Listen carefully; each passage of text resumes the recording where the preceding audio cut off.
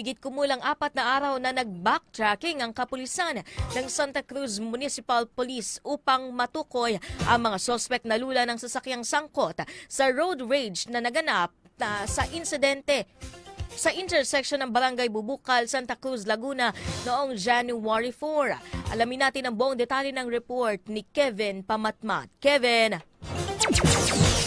Nagtamo ng saksak sa iba't ibang parte ng katawan ng biktimang si Billy. Makaraang sugurin ito ng mga suspect sa naganap na road rage sa bayan ng Santa Cruz, Laguna. Ayon kay Police Lieutenant Colonel Jojo Sabiniano, Acting Chief of Police, nagugat ang insidente makaraang magkasigawan na magkabilang panig hanggang sa bundulin ng van ang pampasaherong jeep ng biktima. At dito na nga nagkaroon ng pambubugbog at pananaksak na makikita sa aktual na pangyayari na kuhang video ng netizen. Sa katatapos na press conference kahapon ay hingi nga ng tawad at pasensya ang 4 na suspect sa pamilya ng biktima maging sa kanilang alkalde sa hindi inaasahang aksidente ng road rage.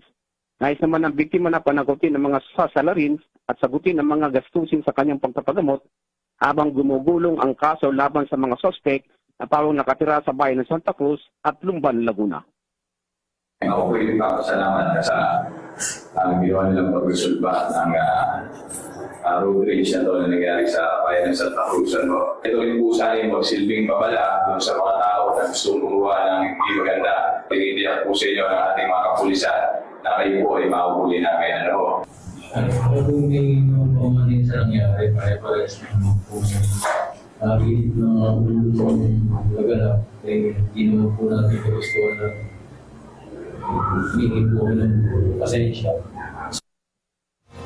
Mula Laguna, Kevin Pamatmat, News Live.